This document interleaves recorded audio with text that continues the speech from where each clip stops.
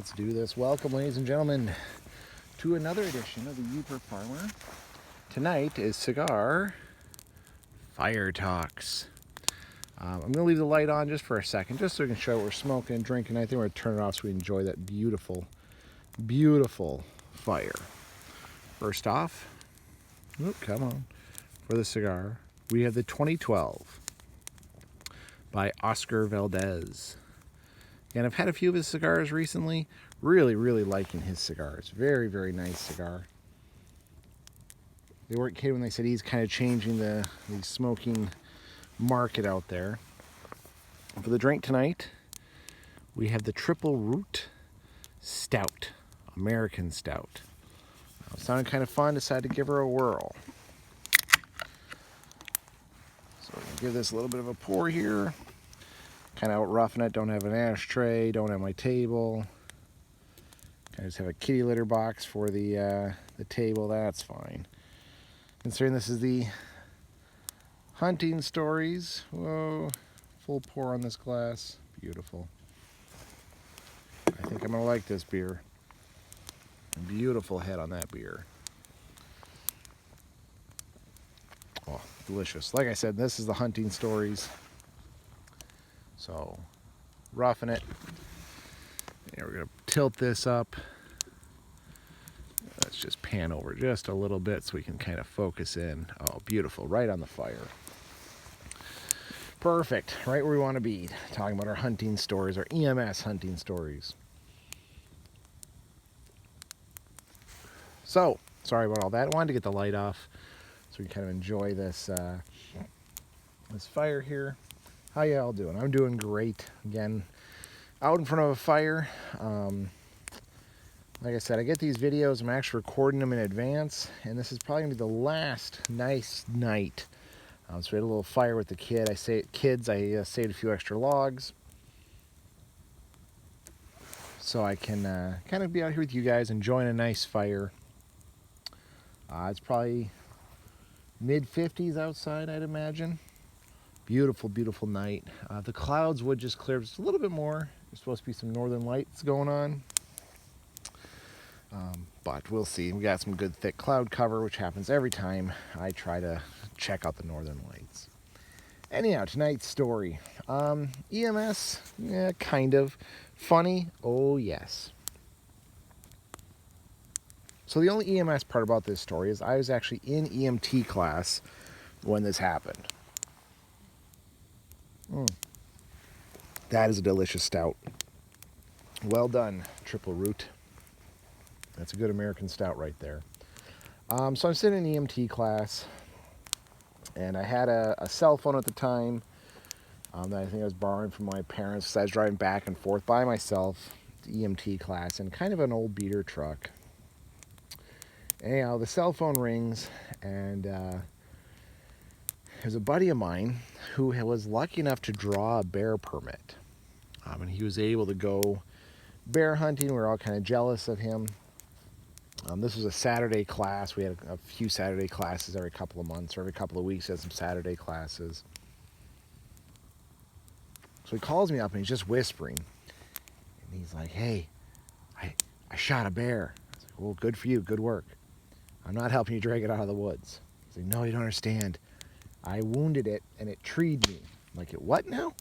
He's like, yeah, I shot it and it treed me. I'm up a tree in my tree stand, it's sitting at the base of my tree stand. It's waiting me out, dude. It's waiting to come down to attack me. I was like, no, that can't be.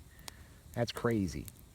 He's like, no, dude, it's right there. I was like, well, just shoot it again. He's like, I can't. I dropped my gun. So I'm kind of dumbfounded. He knew that I had a couple of bigger guns. So I talked to another guy in class who had a much more reliable truck to kind of drive. Me and him would drive out there. We stopped by my house on the way, grabbed a couple of firearms. So we're tramping through the woods, kind of like wondering what's actually going on. Like a bear does not just tree someone and wait them out. Usually it'll run away. But as we get there, sure enough, under this tree where his tree stand is, this bear is sitting on his back haunches, and it looks like it's waiting him out. It's waiting for him to come down so it can attack him. Me and the guy there, we just couldn't believe it. This was crazy. So we both line up, and we both take a shot. Boom, boom, real quick. Bear doesn't even flinch. I look at him, I was like, did you miss? He said, no, I didn't miss. Did you miss?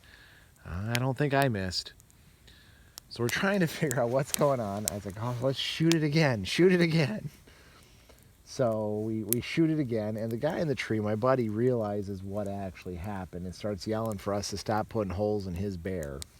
I think we might have plugged it a third time each, so 6 additional bullet holes before we realized the bear was dead.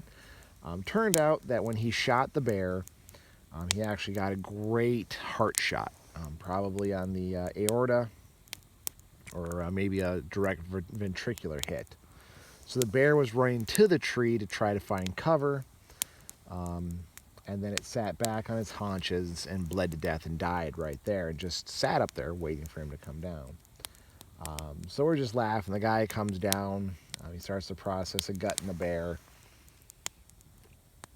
He, of course, was very pissed because he really wanted to get a bearskin blanket, but we had plugged this bear with an additional 6 holes, and I think a few exit holes even. Not to mention, some of the meat was a little subpar, shall we say, as it had some lead additive to it.